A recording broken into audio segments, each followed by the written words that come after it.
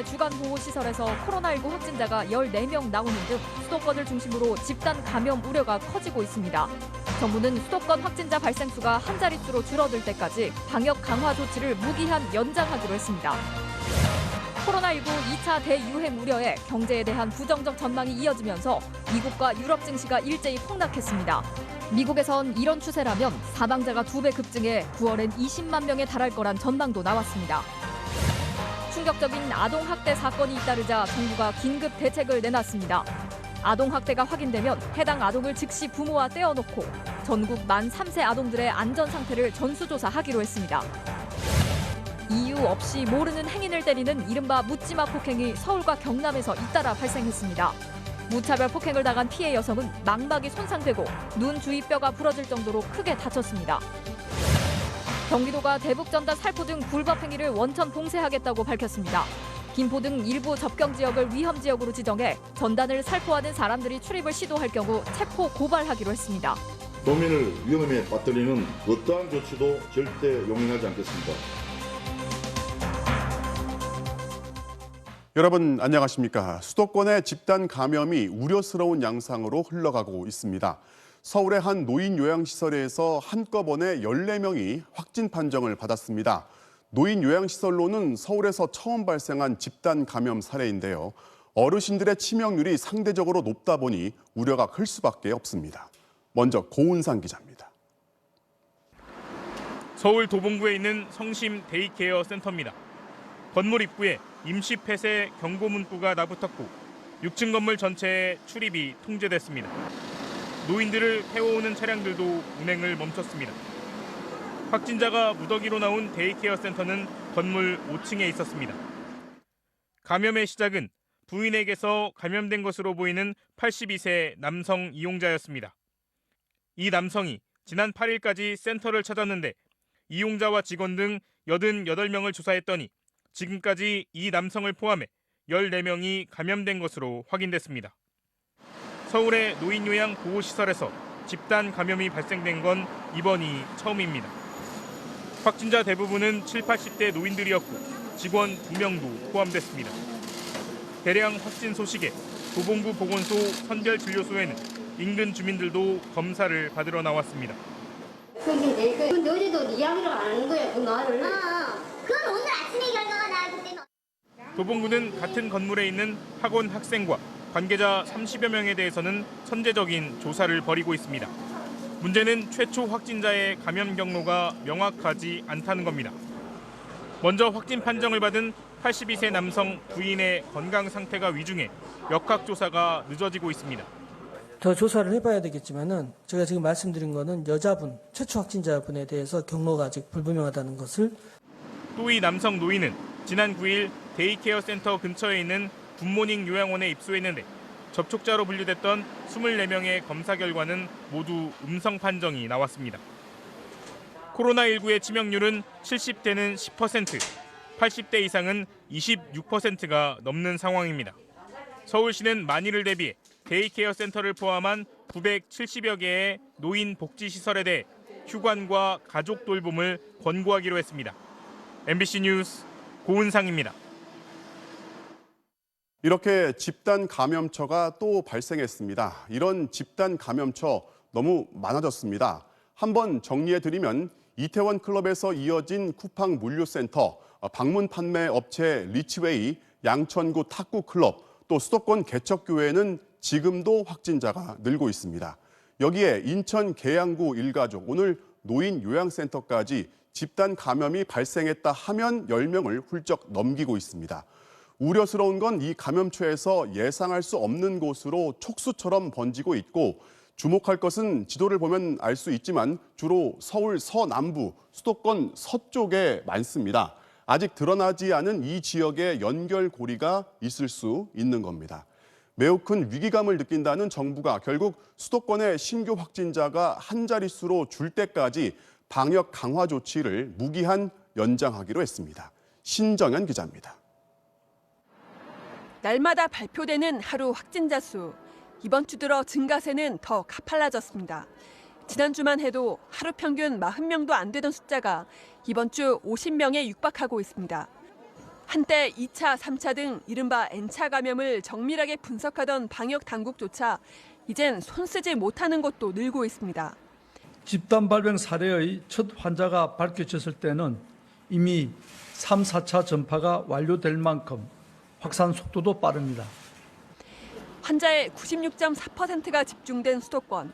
한 사람이 몇 명에게 감염시키는지를 나타내는 전파력 또한 유독 수도권에서만 최고 1.8로 다른 지역의 3배 이르렀습니다.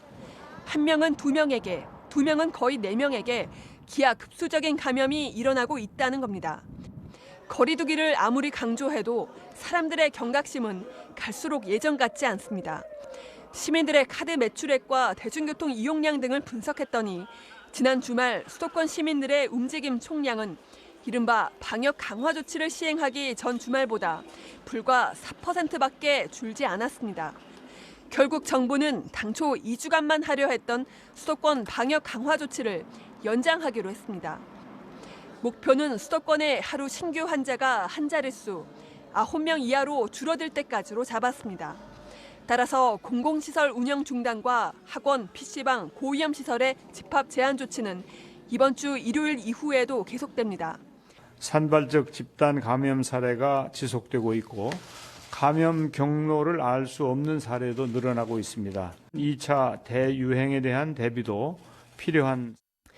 또 유흥주점과 노래방 등 8개 시설 외에 공사 현장 식당과 인력 사무소 등도 고위험 시설에 넣어 관리하기로 했습니다.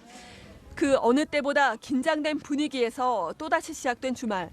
방역 당국은 다시 사회적 거리 두기로 돌아가느냐 마느냐의 중대기로에 놓였다며 모임이나 약속을 취소하고 다중 이용 시설을 찾지 말라고 거듭 당부했습니다. MBC 뉴스 신정현입니다. 코로나19의 일부 증상이 감기와 비슷하다 보니 여름이 되면 다소 잠잠해지지 않을까 하는 기대감이 있고 관련 연구도 있습니다. 결론부터 보면 온도와 습도가 이 바이러스에 영향을 줄 수는 있지만 더위 피해서 바깥 대신 실내로 모여든다면 오히려 더 위험하다는 경고입니다. 전동혁 기자입니다.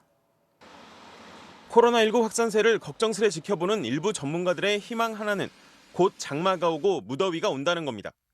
코로나19 또한 200여 종 감기 바이러스 가운데 하나인 코로나 바이러스의 변종인 만큼 더워지고 습해지면 그만큼 활동이 약해질 거란 얘기입니다. 근거가 되는 연구도 있습니다. 조금 무더운 28도와 그에 비해 신선한 25도에 각각 바이러스를 배양했더니 신선한 곳에서보다 무더운 곳에서의 사멸 속도가 3배 빨랐던 겁니다.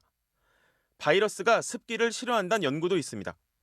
전 세계 144개 지역 37만여 사례를 분석했더니 상대 습도가 10% 올라갈수록 전파 가능성은 9%씩 떨어진다는 겁니다. 고온 다습한 우리나라 한여름 날씨가 최고의 방역이 되는 걸까? 하지만 우리보다 먼저 여름을 겪은 호주, 그리고 찜통더위 남미에선 오히려 코로나19가 더 기승을 부렸습니다. 이유는 날씨보다 사람.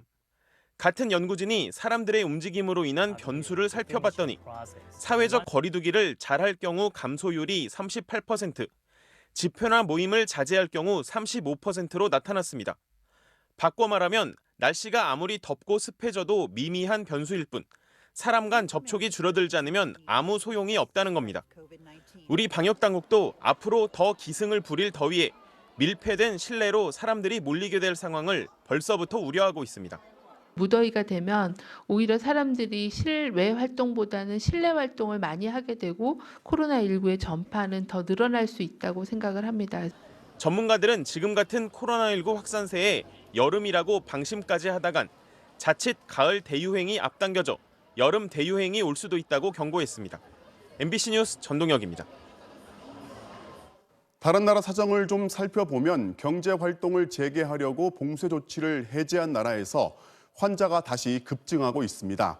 미국의 경우 지금 추세라면 석 달 만에 사망자가 지금의 2배로 급증할 수 있다는 전망까지 나오고 있습니다. 박진주 기자가 보도합니다.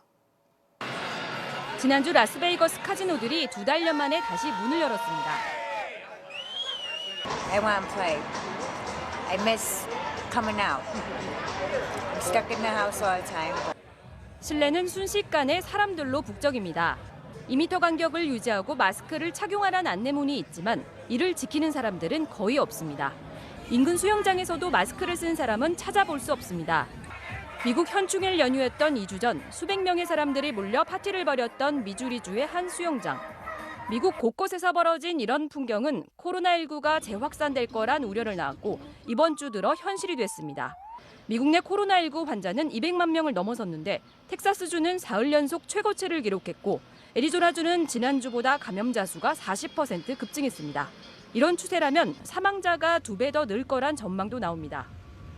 Unless we change course, I think it is reasonable to expect that we're going to hit 200,000 deaths sometime during the month of September.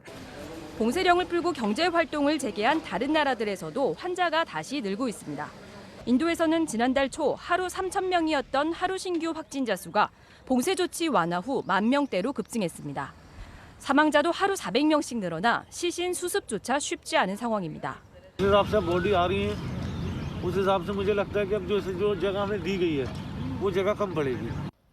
중동에서도 이슬람 최대 명절인 라마단 이후 봉쇄령을 완화하면서 환자가 급증하고 있습니다. 세계보건기구는 중남미와 미국 등에서 코로나19 재확산 조짐이 보이고 있다며 아직 일상으로 돌아갈 때가 아니라고 경고했습니다. This is not the time for any country to take its foot off the pedal. 세계 각국이 봉쇄 조치를 완화하기 시작한 지난달 중순 400만 명이었던 전 세계 코로나19 환자 수는 한 달도 안 돼 2배 가까이 늘어난 760만 명으로 집계됐습니다. MBC 뉴스 박진주입니다. 이런 상황에서 늘 궁금해지는 건 과연 예방 백신과 치료제는 언제쯤 개발될지입니다. 전 세계 연구진들이 유례없는 협력으로 또 유례없는 속도로 개발에 매진하고 있다는데요. 김윤미 기자가 정리해드립니다. 연세대 세브란스 병원은 다음 주부터 건강한 성인 40명을 모집합니다. 국산 코로나 백신 후보 물질을 직접 투여하고 안전성과 부작용을 살펴볼 대상을 뽑는 겁니다.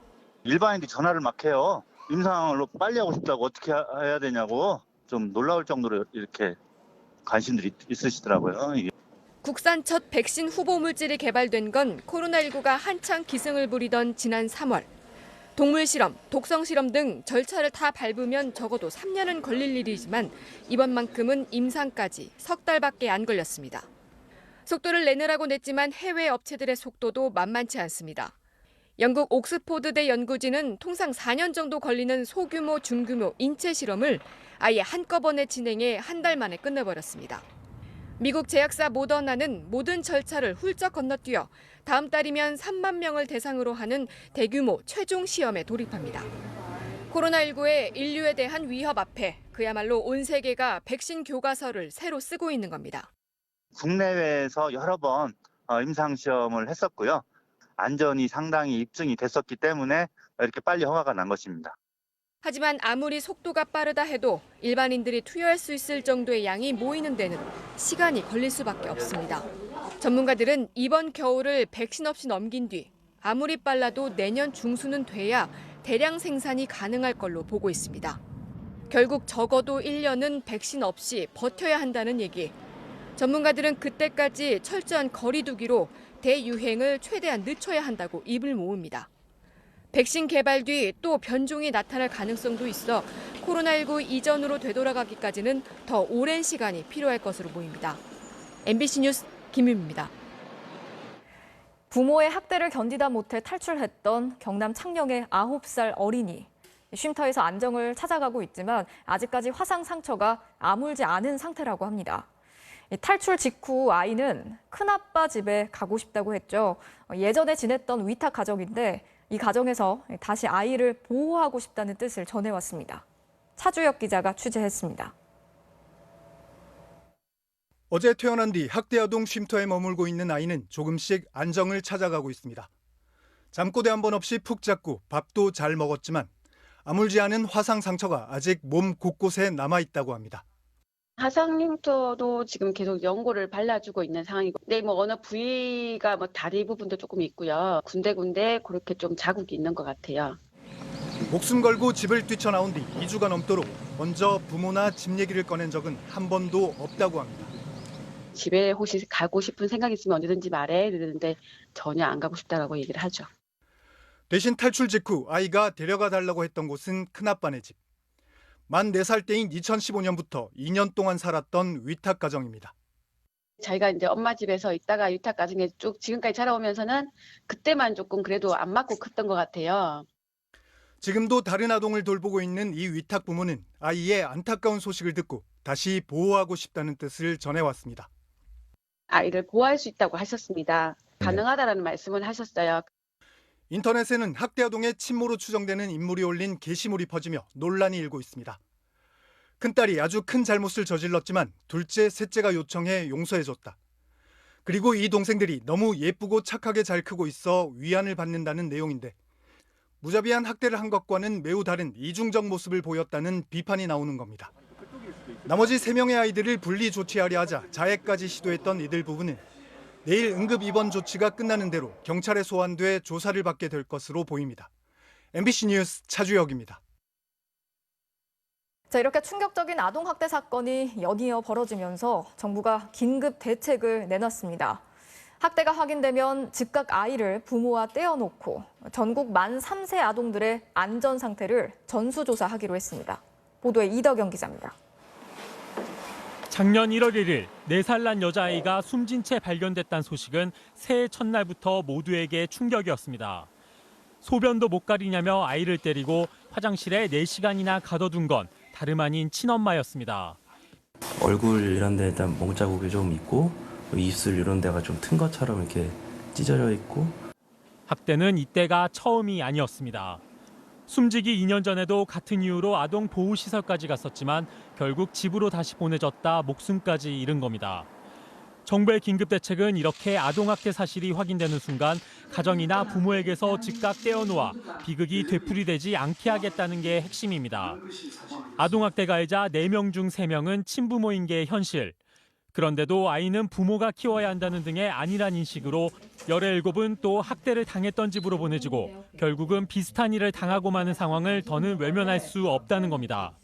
최근 3년간 한 번이라도 학대를 당했던 아동들은 다시 한번 조사하고 특히 어린이집도 유치원도 보내지 않아 사회에 눈길이 미치지 않는 전국의 만 3세 아동들은 지금 어디에 있는지 안전한 상태인지를 전수조사하기로 했습니다.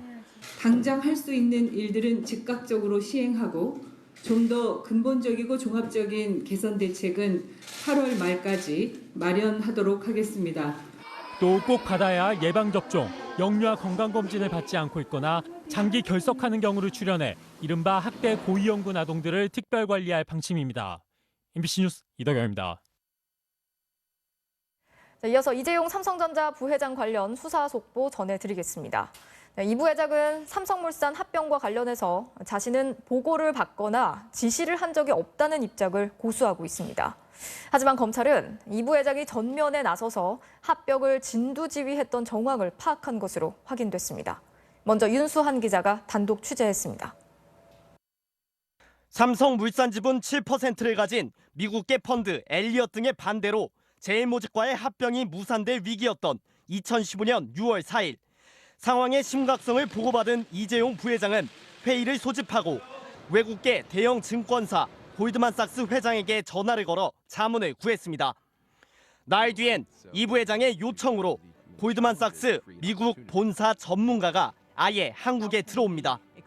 이 부회장의 주재로 열린 회의에는 미래전략실 임원들도 참여했고 합병 성사를 위한 긴급 대응 전략이 이 자리에서 마련됐다고 검찰은 파악하고 있습니다.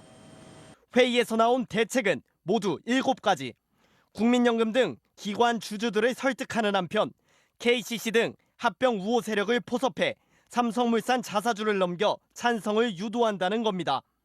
또 제일모직에 대한 인위적인 주가 부양과 합병에 긍정적인 보고서를 유도하자는 계획 등이 담겼습니다. 계획은 현실로 나타났습니다. 합병 무산 시 이른바 플랜 B는 없다며 국민연금 기금운영본부장을 압박하고 대주주인 외국계 회사 회장에겐 합병에 찬성하면 이 부회장을 만나게 해주겠다고 설득한 것으로 알려졌습니다. 증권사들의 합병 지지 보고서들도 앞다퉈 쏟아졌습니다. 당신 때문에 삼성의 장충기한테서 불평 전화를 들었다. 다시는 더 이상 쓰지 않겠다는 약속을 하라는 말을 계속해서 저한테 얘기를 했고 삼성물산 주식은 단 한 주도 없었던 이 부회장이 진두지휘한 합병 작업. 자사의 가치를 억지로 떨어뜨려 합병에 나서야 했던 삼성물산은 이른바 합병 시나리오의 설계 용역비 240여억 원까지 떠맡아야 했던 걸로 검찰 수사 결과 드러났습니다. MBC 뉴스 윤수환입니다. 이재용 부회장이 주재했던 합병 대책 회의에서 나왔던 방안들은 그룹 차원에서 일사불란하게 실행이 됐습니다. 지분 1% 미만의 개미 투자자들까지 접촉을 해서 합병 찬성 위임장을 긁어 모았고 이 과정에서 여러 가지 불법 행위가 이뤄진 것으로 검찰은 파악하고 있습니다. 이어서 곽동건 기자가 취재했습니다. 2015년 7월 삼성물산 합병 주주총회를 사흘 앞둔 날 삼성의 한 임원이 삼성물산 개인 투자자의 집을 찾았습니다. 찬성을 해주십사고 부탁을 드리고 있습니다. 얼마나 갖고 계시는 거예요? 지금 2,500주 정도 갖고 계시는 분. 합병에 반대한 외국 주주 엘리엇에 맞서 국익을 지키는 애국으로까지 표현됐던 당시 삼성의 긴박했던 행보들. 한 달 전인 6월 초 이재용 부회장이 주재한 골드만삭스와의 대책회의에서 계획된 것들로 MBC 취재 결과 확인됐습니다. 미래전략실은 소액 주주들의 찬성 위임장을 받아내는데 삼성증권의 전국 지점을 동원하기로 전격 결정합니다. 그러나 내부 법무팀조차 개인정보 유출 우려는 물론 계열사 부당 지원 소지도 있다며 안색을 표했는데 소용이 없었습니다. 삼성물산은 개인정보가 담긴 주주 명부를 당사자 동의 없이 삼성증권에 넘겼고 삼성증권은 이를 고객 데이터베이스와 대조해 연락처와 주소를 확보했습니다. 심지어 일반 상담 전화를 가장해 합병 찬성을 권유하는 이른바 위임장 콜센터가 주주총회 당일까지 운영됐던 것으로 검찰 수사 결과 드러났습니다. 미전실은 다른 증권사 11곳 등을 통해서도 위임장 확보에 나섰고 그룹 내 계열사 임직원 중에서도 물산 주주를 찾아내 인사조직을 지켜 위임장을 받아냈습니다. 위임장 확보 실적을 매일 실시간 보고받은 이 부회장 등 그룹 수뇌부는 지속적으로 추가 확보를 독려한 것으로 검찰은 파악하고 있습니다. 그러나 이 부회장 측은 이 같은 의혹을 부인하고 있습니다. 변호인단의 한 관계자는 MBC와의 통화에서 골드만삭스와의 회의에서 합병 논의가 있었던 건 맞지만 이 사건과는 직접 관련이 없다며 소액 주주들의 찬성을 유도한 건 법에 따라 허용되는 범위였다고 밝혔습니다. 당시 보름 넘는 저인망식 작업 끝에 긁어모은 찬성 위임장은 전체 지분의 3%가 넘었습니다. 찬반이 팽팽했던 운명의 주주총회 당일 합병은 단 2.86% 차이로 승인됐습니다. MBC 뉴스 곽동건입니다. 30대 남성이 한밤중에 20대 여성을 아무런 이유 없이 폭행했고 이 여성은 얼굴뼈가 부러질 정도로 다쳤습니다.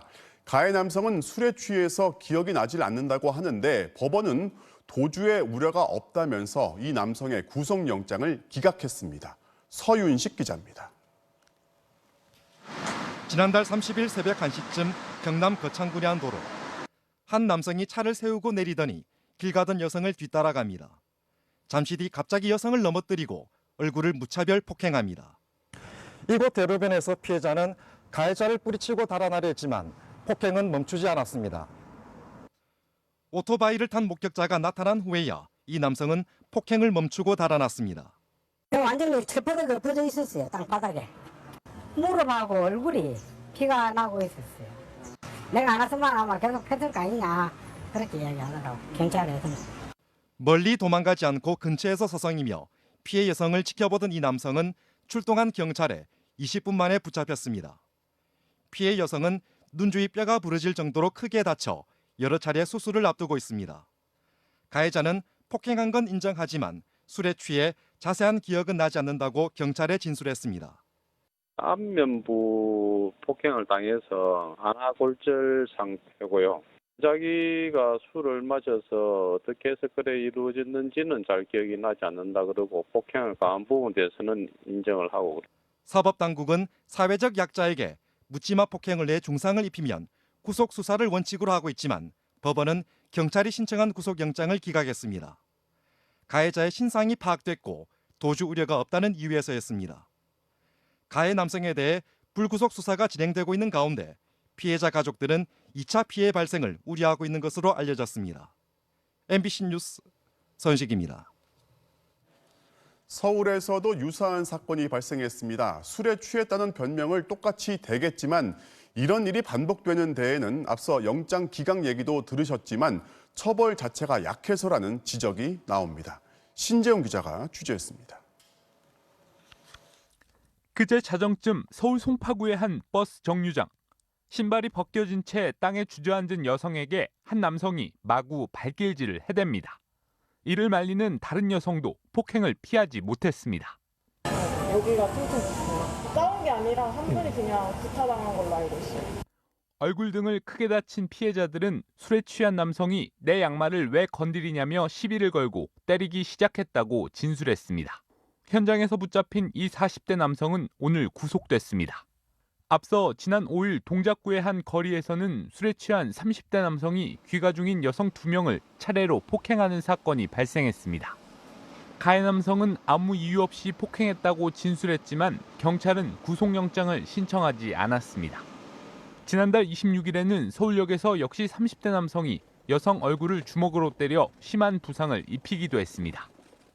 알지도 못하는 여성을 공공장소에서 사소한 시비 끝에 또는 이유 없이 무차별적으로 폭행한 사건이었습니다. 이른바 묻지마 폭행의 원인은 분노조절장애나 정신병력인 경우도 있지만 무엇보다 잘못된 우월감이 깔려 있다는 분석이 나옵니다. 남성이 여성보다 더 우월하다고 여기는 성차별적 의식입니다. 여성을 동등한 존재가 아닌 때려도 제대로 된 반격조차 할 수 없는 만만한 약자로 보기 때문에 분풀이 대상으로 마치 자신이 사냥꾼이 된 것처럼 이런 폭력은 재범률이 높은 만큼 반드시 엄벌하는 수사기관의 의지가 필요하고 또 만취 등을 이유로 솜방망이 처벌을 하는 관행도 근절해야 한다는 지적입니다. MBC 뉴스 신재웅입니다. 경기도가 대북전단을 살포할 수 있는 접경 지역에 아예 탈북단체의 출입을 봉쇄하기로 했습니다. 전단 살포가 군사적 충돌을 유발할 수 있는 위험한 행동이라서 그 지역 주민의 안전까지 위협한다는 게 근거입니다. 신수아 기자입니다. 지난 2014년 10월 한 민간단체가 경기도 연천에서 대북 전단지를 날렸습니다. 북한은 전단지가 담긴 대형 풍선을 향해 고사총을 발사했고 총탄은 주민들이 살고 있는 마을까지 날아와 박혔습니다. 이곳 동주민센터는 6년 전 총탄의 흔적을 여전히 이렇게 남겨두고 있습니다. 보시는 것처럼 당시 충격으로 땅이 패여 있는 모습을 보존하고 있는 겁니다. 당시를 기억하는 주민들은 최근 전단지 살포 강행을 걱정하고 있습니다. 전단지 뿌리는 거, 그러니까 또 시끄럽잖아. 가까운 사람들이 피해를 주는 거야, 이러면. 나중에 영떡하면 어떻게 해. 가까운 우리만. 무섭잖아, 우리는 항상 조바심이라고. 경기도는 이러한 대북전단 살포 행위가 단순한 의사표현을 넘어 도민에 대한 위협이라고 규정했습니다. 앞으로 경기 연천과 파주, 고양, 김포 등 주요 접경 지역은 위험 지역으로 지정됩니다. 경기도는 이 지역 내 전단 살포자들의 출입을 아예 금지하기로 했습니다. 이를 어길 경우 경기도 특별사법경찰단 등을 투입해 현행범으로 체포하겠다고도 밝혔습니다. 구역의 지정은 전례가 없는 일이긴 하지만 적경지역의 평화가 도민을 넘어 국민의 생명과 안전을 위한 일이라는 경기도는 또 사전 신고 없는 대북 전단지는 불법 광고물로 또 수거된 전단지는 폐기물로 간주해 과태료와 복구비를 부과할 방침입니다. 시민단체가 대북 전단지 살포를 강행한 탈북민 단체 대표 등을 경찰에 고발한 가운데 대북전단 살포는 민족 구성원의 생명과 안전을 위협할 뿐만 아니라 남북 대결을 부추겨 남북 관계를 파탄내는 백해무익한 망동이다. 탈북민 단체인 자유북한운동연합은 오는 25일 한국전쟁 70주년을 맞아 전단지 100만 장을 날려보내겠다고 예고했습니다. MBC 뉴스 신수아입니다.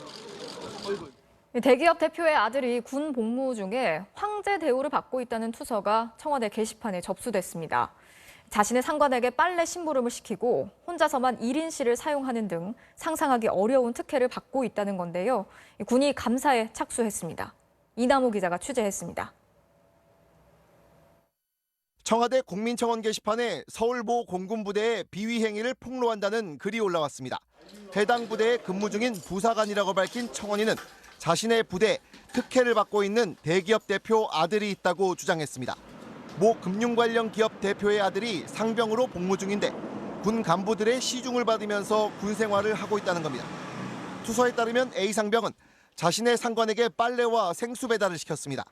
코로나로 부대가 통제된 상황인데도 함께 근무 중인 부사관이 A 상병의 가족 비서로부터 매주 빨래와 생수를 받아와 줬다는 겁니다. 또 다른 병사와 함께 생활하는 것이 불편하다면서 장교들도 사용하기 어려운 1인실을 배정받아 생활했다고 주장했습니다. 게다가 정식 외출 허가를 받지 않고 부대 바깥으로 나가 부모를 만나고 오는 등 사실상 탈영 행위를 했는데도 처벌받지 않았다. 또 A 상병의 부모가 부대를 방문해 아들이 사용하는 샤워실이 더럽다며 리모델링 공사를 지시했다고 주장했습니다. 특히 A 상병은 현재 서울 시내에 있는 부대에서 행정병으로 근무하고 있는데 편제에도 없는 자리를 만들어 보냈다는 낙하산 의혹까지 제기했습니다. 해당 대기업은 현재 사실관계 확인 중으로 대표로부터 아직 아무런 답을 받지 못했다고 밝혔습니다. 전혀 개인적인 일이라서 저희도 잘 몰라요. 사실 확인이라도 좀 해보려고 했는데 그것도 잘 안 되네요. 저도 지금 연락을 할 수 없는 위치라서 직접. 청와대 청원을 한 부사관은 그동안 A 상병이 두려워 아무도 문제를 제기하지 못했다며 자신은 직을 걸었다고 밝혔습니다. 이에 대해 공군은 상황이 엄중하다고 판단했다면서 오늘 오후 공군 본부 차원에서 감찰 조사에 착수했다고 밝혔습니다. MBC 뉴스 이남호입니다. 어린 시절 해외로 입양된 사람들, 특히 혼외자로 태어난 경우엔 아무런 정보가 없어서 부모를 찾기가 훨씬 어렵습니다. 그런데 법원 판결로 37년 만에 친아버지를 찾은 여성이 있습니다. 조명아 기자가 만나고 왔습니다. 2살 때 떠나야 했던 고국을 다시 찾은 미국 국적의 카라 보스 씨. 기억 속 한국 이름은 강미숙입니다. 1983년 겨울 충북 괴산의 한 주차장에서 발견됐고 이듬해 미국의 어느 가정으로 입양됐습니다. 네덜란드인과 결혼해 가정을 꾸린 강 씨는 딸을 낳아보니 친어머니 생각이 간절해졌습니다. 하지만 얼굴은커녕 이름 한 글자 모르는 부모를 찾기란 불가능에 가까웠습니다. For adoptees to find anything about their past, if you look at my file, I have zero information. It just says that I'm abandoned, and it says that I was 2, and I did say my name, Kang Mi-suk, when I was found. But further, there is no information on my family. 백방으로 수소문한 끝에 신락 같은 희망을 붙잡았습니다. 개인의 DNA 정보를 공유하는 사이트에서 미국 유학 중인 조카를 찾았습니다. 우여곡절 끝에 친아버지의 존재를 확인했지만 기쁨은 거기까지였습니다. 혼외자였던 자신을 친아버지가 반길 리 없었던 겁니다.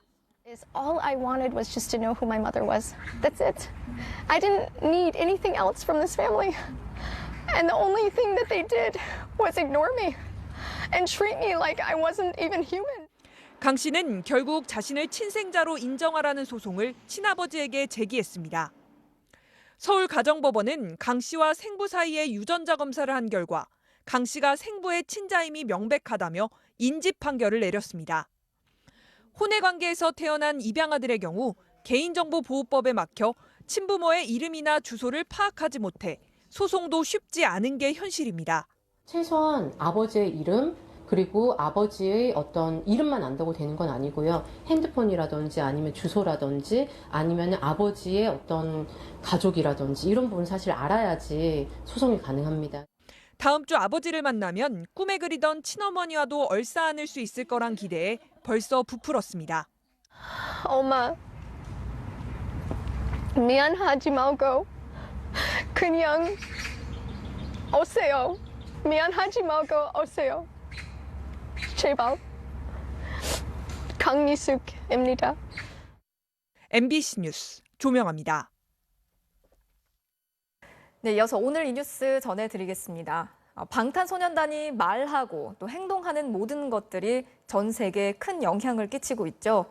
방탄소년단 멤버 슈가가 발표한 대취타가 인기몰이를 하면서 덩달아 뮤직비디오 촬영지도 화제가 되고 있습니다.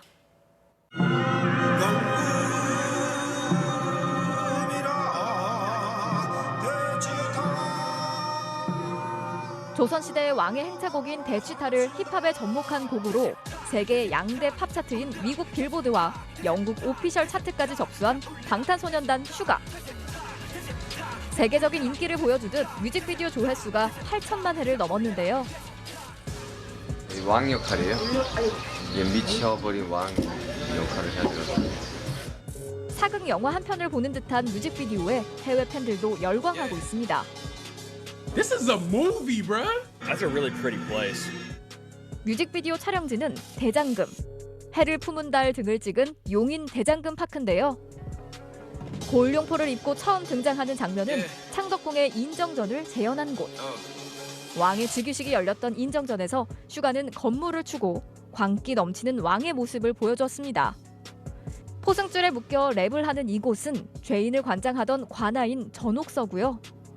주로 사극 액션 장면을 찍었던 연무장 세트장은 이런 장면으로 탄생했습니다. 방탄소년단이 방문했던 곳들과 앨범 자켓 촬영 등을 한 장소들은 팬들인 아미의 성지순례지로 등극하는데요. 슈가 효과의 대장금 파크 역시 새로운 성지순례의 명소로 떠올랐습니다. 필리핀? 예. BTS? 여기 윤기님이 촬영하셨던 저작거리랑 인정전이랑 전옥수. 이곳에서 슈가의 흔적을 쫓는 팬들. 여기서 그거 찍었어요? 네, 여기서도 찍고 그 옆에서도 찍고. 윤기님 서 있었던 곳이다. 여기 저도 윤기님이 앉았던 곳에. 슈가가 앉았던 그 용상에서 인증 사진도 찍어보고요. 정국과 진이 깜짝 등장한 저작거리에서 춤을 따라해 보기도 합니다.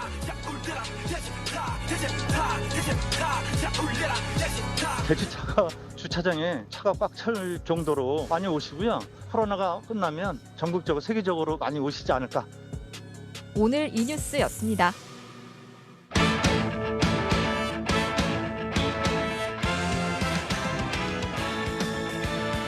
금요일 밤 스포츠 뉴스입니다. 요즘 프로야구에 정말 뜨거운 선수가 한 명 있습니다. 2군에서 타율 1할을 치던 19살 박승규 선수. 갑자기 1군에 올라오더니 말 그대로 날아다니고 있는데요. 자, 어떻게 날아다니는지 직접 확인해 보시죠. 이명진 기자입니다. 모두가 장타를 예감했던 타구. 뜁니다. 끝까지 따라가서 몸을 날리면서 잡아냅니다. 삼성의 2000년생 박승규의 말문이 막히는 수비. 타구를 때리는 박동원은 황당했고 달리다 멈춰선 주자 이정우는 당황했고 동료 투수 김대우는 묘한 웃음을 지었습니다. 박동원의 입모양 그대로 미친 수비였습니다. 곧바로 수비를 하러 나온 박동원은 여전히 충격이 가시지 않아 보였지만 정작 본인은 대수롭지 않다는 반응입니다. 따라가다 보니까 잡을 수 있겠다고 생각해서 다이빙을 한번 해보겠습니다. 박승규의 슈퍼 캐치는 이게 전부가 아닙니다. 앞선 2회엔 홈런성 타구를 뛰어올라 낚아챘고 그제는 입이 쩍 벌어지는 과감한 다이빙 캐치로 박수 갈채도 받았습니다. 팀에 조금이나마 도움이 되는 것 같아서 다행이라고 생각합니다. 박승규의 1군 콜업은 의외였습니다. 데뷔 첫 해인 지난해 1군 14경기에서 타율 1할, 올해도 2군에서 타율 1할로 저조했지만 허사명 감독은 주저하지 않았습니다. 열정적인 모습, 자기의 혼신을 다하는 모습에 좀 제가 반했고요. 집중도가 아주 높은 선수입니다. 그런 감독의 믿음에 응답이라도 하듯 박승규는 1군에 올라오자마자 데뷔 첫 끝내기 안타와 데뷔 첫 홈런 등 3할 타율을 몰아치고 있고 수비에서도 엄청난 존재감을 뽐내고 있습니다. 1군 무대에 뛰고 있는 것 자체가 굉장히 영광스럽고요. TV에서 본 선수들이랑 같이 이렇게 시합을 하니까 그게 가장 재밌는 것 같습니다. 19살 박승규의 비타민 같은 반전 드라마. 이제부터가 그 본격적인 시작입니다. MBC 뉴스 이명진입니다. 고교야구 최고 왼손 투수로 꼽히는 두 투수가 황금사자기 1회전부터 만났습니다. 미리 보는 결승전으로 주목을 받았는데 그 결과는 어땠을까요? 전은칠 기자입니다. 강릉고 김진욱과 광주 1고 이의리, 고교 야구를 대표하는 두 명의 왼손 투수가 올해 첫 맞대결을 앞두고 웃으며 만났습니다. 그냥 살살 던지라고 저희가 좀 이기겠다고 그냥 한번 해봤어요.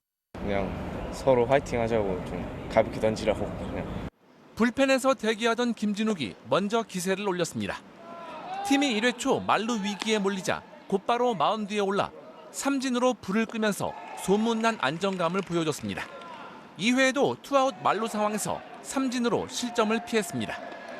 안타 7개와 볼넷 3개를 내주는 등 최상의 컨디션은 아니었지만 최고 구속 144km로 삼진 7개를 잡아내며 인상적인 경기 운영 능력을 발휘했습니다. 신인 드래프트에서 김진욱을 뽑을 것으로 전망되는 롯데 성민규 단장도 올해 첫 실전 투구를 지켜봤습니다. 첫 공식 경기 등판이고 전국 대회인데 굉장히 긴장할 수도 있는 그런 상황이었지만은 뛰어난 위기 관리 능력을 보여줬습니다.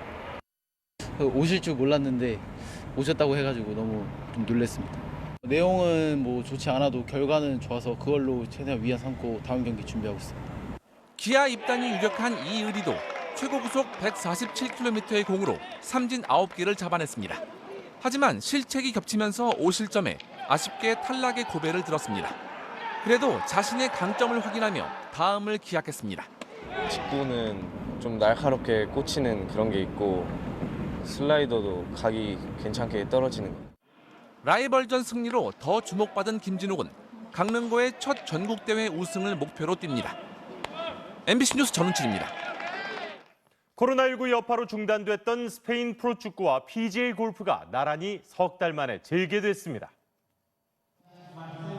코로나19 희생자를 기리며 시작된 라리가 무관중 경기라 시청자들이 좀 썰렁할까 봐 중계방송사에서 관중석에 이렇게 그래픽까지 입혔네요. 재개 첫 경기에서는 세비야가 레알 베티스를 2대0으로 꺾었습니다. 내일은 이제 발렌시아 경기가 있는데요. 이강인 선수의 출전 기다려보겠습니다. PGA 투어도 석 달 만에 돌아왔습니다. 강성훈 선수의 파3 13번 홀 티샷이 바로 홀컵으로 들어갑니다. 홀인원. 그런데 갤러리들의 환호성이 없다 보니까 홀인원 사실도 몰랐다는군요. 정말 예전의 일상이 그리워지네요. 17연패를 기록 중인 프로야구 한화가 오늘도 박건우에게 솔로포를 얻어맞고 선취점을 내주었습니다. 3위의 18연패 기록 피할 수 있을까요? 금요일 밤 스포츠 뉴스였습니다.